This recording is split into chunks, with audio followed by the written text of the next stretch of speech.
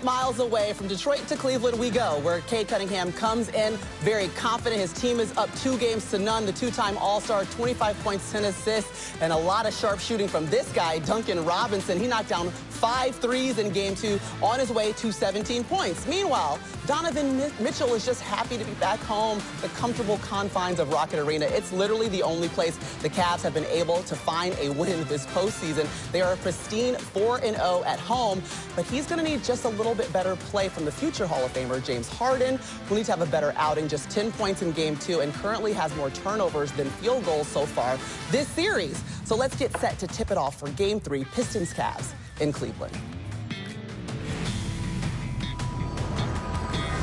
Welcome to NBA Showtime, presented by AT&T. Here's your host, Maria Taylor. There's Tobias Harris. Okay, they call him Unc. I call him the vet. 15 years in the game, second on the team in scoring for Detroit. A big reason why they've got this 2-0 lead over the Cleveland Cavaliers as we speak, as we get you set for Game 3 from Cleveland. And welcome back inside the studio. We've had a little break. I know you've still been watching ball. Maria Taylor alongside the Hall of Famers. Tracy McGrady, Vince Carter, and Carmelo Anthony. Guys, you guys have had a lot of fun. Some of us have been making news, and we'll get to that later in the show. Already? But yeah, that guy right there. This one right, the cousin, okay? But we're going to start with the Detroit Pistons and what they have been able to do. And really, if you go back to them being down by 24 points against the Magic, but the last 5 games, this 5-game winning streak that they've been on, check this out. Increased their scoring by more than 10 points per game over that last 5 games. And they started the playoffs 1-3, have gotten more impressive, I feel like, as the postseason has gone along. Let's get into it, VC, and what you feel like has been changing and ultimately improving for the Pistons throughout this playoff. We talk about the offense of the Pistons and what Cade Cunningham has done, but I think their defense has been their calling card all year, and it's done just that. They've been physical, they've been active with their hands, and they've made life miserable for James Harden and others. I mean, Evan Mobley, 1 rebound. Donovan Mitchell not shooting, great from the field as well. So they've stuck to the defense regardless of how great their offense have been. Their defense travels, and that's what they're going to need when they go into this building. I tell you what, man, this young fella right here is amazing. Like, we look at his scoring, which is not his thing, but the effect that he has, the impact that he has on the game is like Cade on the offensive end. His defense and just his awareness, his imprint, and being everywhere, just being in the right spot, taking certain things away on the defensive side, rebounding, getting out in transition. He does so much for this team. You got to keep this guy on the court, because when he's on the court, Detroit does not lose, because all the things that he does to complement, whether it's Jalen Duren, whether it's Cade Cunningham, he complements those guys so well. I love the way this guy's play. Despite his, deficiencies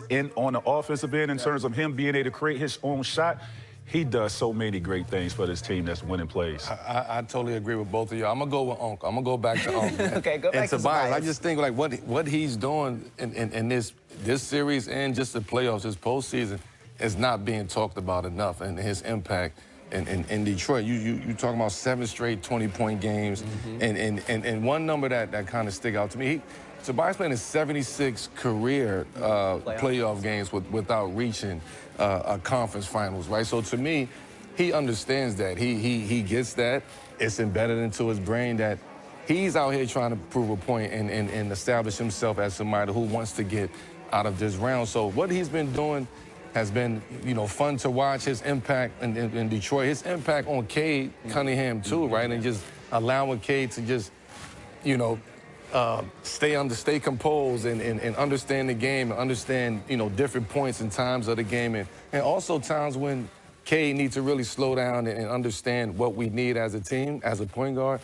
Tobias is there to kind of even that out for him. Yeah, he's upped his regular season scoring. It was 13 points per game in the regular season, now 21 points per game in the postseason. So, like, certainly understanding the assignment. I want to spend a little bit more time on Cleveland, because obviously them playing at home is a big deal. They've played very well at home during the postseason. But it seems like it's very, like, Harden takes a turn, Mitchell takes a turn. I just want to know when they can, like, turn the corner together, or what would be required for them to maybe be a little bit more seamless offensively. They need to be efficient and take care of the ball. That's what they need to do.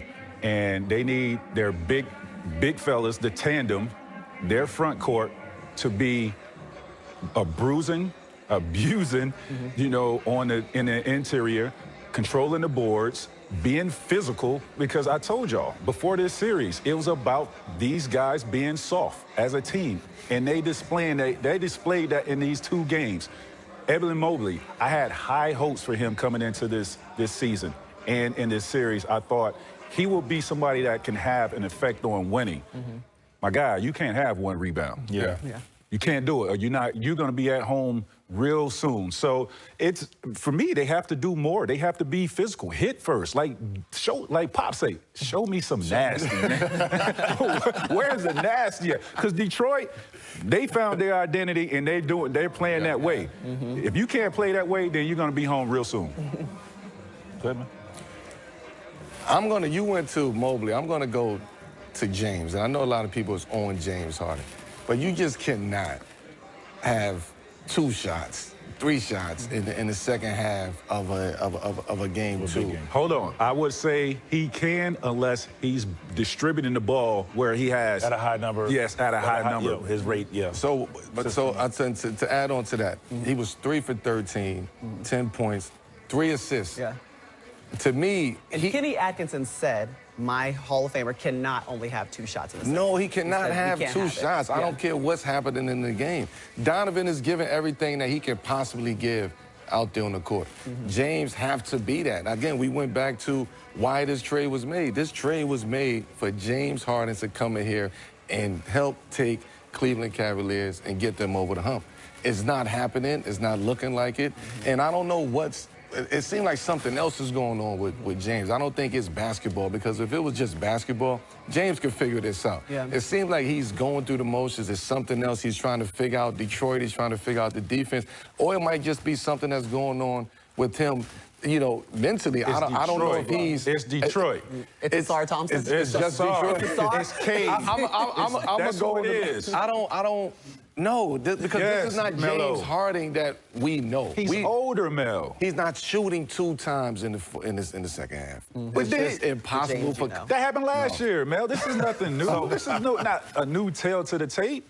But for me, I don't care if James shoot 2 times, but have an impact in terms of he was a great rebounder, right? He's a great facilitator. Why don't you get downhill and get guys involved? ISO James is gone. He can't, when you got a 6'8", right, 6'8", 6'7", strong, like you're not getting those calls no more. These guys can handle your physicality of what you used to do to players. I agree. He's not getting that off. No. So for me, it's not about dancing on the perimeter.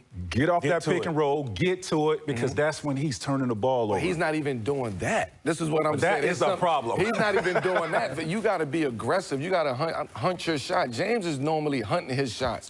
And to me, it seems like he's still trying to figure out what to do with Donovan Mitchell on the basketball court. And they just don't have time for that. And because of that, they're down 0-2 going back into their arena tonight. They don't have time for that, but they haven't had time together. This is their 31st game together, VC. That's not a lot of time to get to the point where you're ready to take over a playoff series together. You said, like, the 2 shots, you're okay with that and being the sister, but, like, you got to read the room sometimes. And I think when it gets down to, okay, my young fella's, like you said, giving everything he has, I got to give him some help, because I've been here before. Regardless of what the outcome has been, I've been here before to where I need to be aggressive. I think aggressive James Harden, you see here, he's trying to hunt the foul because that's what he's used to. I think, you know, James just needs to get rid of all of the extra dribbling and just get by guys. Like his first step is still, you know, can compete with a lot of the guys in this league. Get by a guy, you see here, playing with the ball. Get by a guy and just go to it and make plays for other guys. But I think they need, what the Pistons have done, they've taken away James's ability, his gift to making plays for the bigs, which you've always talked about how great he was with getting Evan Mobley going, getting Jarrett Allen going. That has gone away because of this. And you know, another thing that, you know, component to this is James has always had the ball in his hands. So to take the ball out of his hands, because it's me, it's like, we don't want Donovan to initiate the offense. We need Donovan to score and off the ball. Absolutely.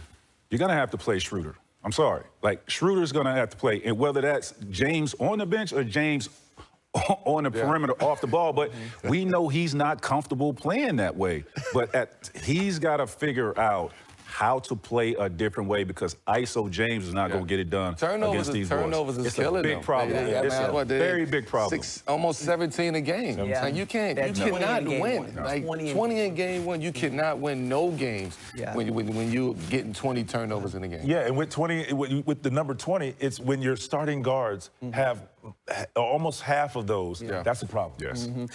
James Harden in this series, minus 22, plus minus, 11 turnovers, 9 made field goals, and just 10 assists. So that's what we're looking at here. But things that can all be turned around, by the way, in the course of this series, just down 2-0, and they haven't been home yet. This is an opportunity to change that narrative.